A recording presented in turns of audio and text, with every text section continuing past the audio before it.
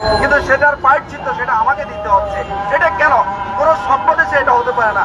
আর যদি কোনো সভ্য দেশ হতো তাহলে ওই প্রোগ্রামার বা ওই দায়িত্বরত কর্মকর্তারা তারা কিন্তু এটার জন্য কিন্তু জরিমানা দিতে হতো, তারা এটার জন্য কিন্তু পানিশমেন্টের মুখোমুখি হতে হতো। কিন্তু আজকে আমরা পানিশমেন্টের মুখোমুখি হচ্ছি। আজকে দেখেন, এই যে আমার তো মনে হয় যে এই যে কাজটা যে তাদের করছে, এই যে 3 মাস যাবৎ আমাদের যে বেতনটা যে বন্ধ রাখছে, এটার মূল কারণ তারা এটা চক্রান্ত করছে আমাদেরকে বিভিন্নভাবে হেনস্থা করার জন্য। এজন্য আমি এই তীব্র নিন্দা জানাই, তীব্র প্রতিবাদ জানাই। সারা বাংলাদেশের 5 লক্ষ অধিক শিক্ষক কর্মচারীদের পক্ষ থেকে আমি স্পষ্ট বলে দিতে চাই, আমাদের এই বাংলাদেশ বেসরকারি শিক্ষক কর্মচারী ফোরামের পক্ষ থেকে বলে দিতে চাই, যদি অতি সত্বর অতি দ্রুত আমাদের এই সমস্যা যদি সমাধান না করা হয় তাহলে আমরা এর থেকে কঠোর কর্মসূচি পালন করব। অবিলম্বে আমাদের এই এমপি সমস্যার সমাধান করার জন্য আমি সবার দৃষ্টি আকর্ষণ করছি। না হলে এই দুর্নীতিবাদ ফ্যাসিস্ট কর্মকর্তাদের অপসারণের দাবিতে আমরা 5 লক্ষাধিক শিক্ষক কর্মচারী মাঠে নামবো ইনশাআল্লাহ। এবারে আমি আমার সংক্ষিপ্ত বক্তব্য শেষ করছি। আল্লাহ হাফেজ, আসসালামু আলাইকুম।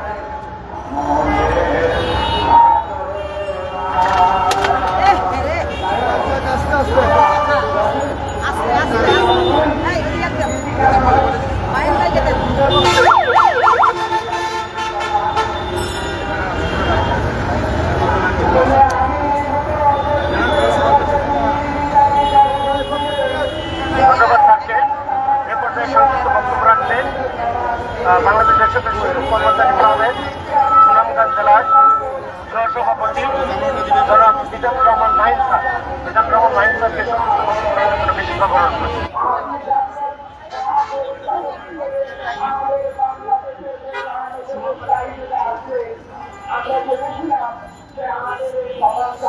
অসংখ্য ধন্যবাদ আমাদের ইলেকট্রন মিডিয়া সাংবাদিক রিপোর্টার যারা দেখতেছেন আমাদের আজকের যে মানববন্ধন।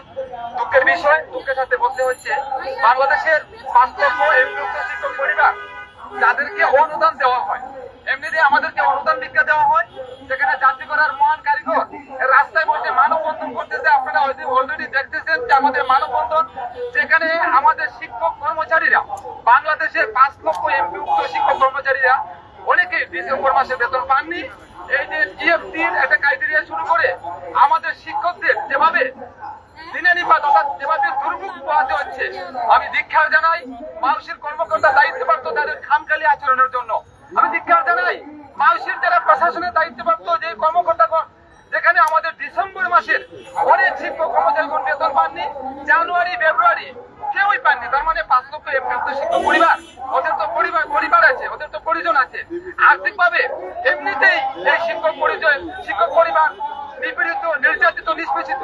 তার মধ্যে এই যে বেতন বন্ধ ডিসেম্বর, জানুয়ারি, ফেব্রুয়ারি, আমি মাউসির যারা ইএমআই সেলে এবং আইবিআর ফর্মে যারা দায়িত্বপ্রাপ্ত আছে, আমি তাদের উদ্দেশ্যে বলতে চাই, আপনারা তো বেতন নিয়েছেন, আপনারা যাদের কাজ করে সেই শিক্ষক কর্মচারী আপনারা অভুক্ত রেখে এই যে একটা ভণ্ডামি শুরু করেছেন, আমরা 5 লক্ষ এমপিভুক্ত শিক্ষক পরিবারের তীব্র নিন্দা এবং প্রতিবাদ জানাই। ধিক্কার জানাই আপনাদের এই খামখেয়ালি আচরণের জন্য। অনতিবিলম্বে আমাদেরকে আমাদের প্রাপ্য সম্মানী দিতে আপনারা যে একটা পায়তারা শুরু করেছেন, আপনারা ইচ্ছা করে এগুলো করতেছেন। এই শিক্ষকরা এখানে কিন্তু তাদের কোয়ালিটি কোয়ান্টিটি অর্জন করে এখানে শিক্ষকতা পেশে আসতেছে।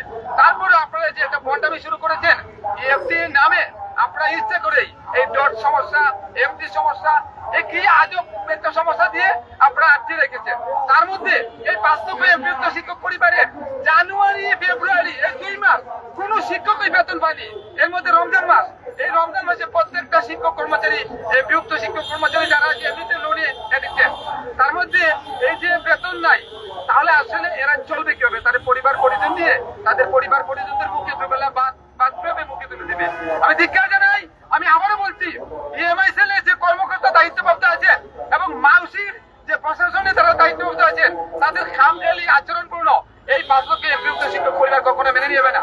আপনারা অতি দ্রুত এই আমাদের বেতন চারকরণ করে, না হয় এই 5 লক্ষ এমপিভুক্ত শিক্ষকের আপনাদের এই প্রশাসন এবং মাউসি ইএমআই সেল প্রত্যেকটা জায়গায় জেলা কর্মসূচি দিবে। আপনাদের এই খামখেয়ালিপূর্ণ আচরণ এবং আপনারা যেভাবে আমাদেরকে ডকা দিয়েছেন, আপনারা ইচ্ছা করে এগুলো করতেছেন।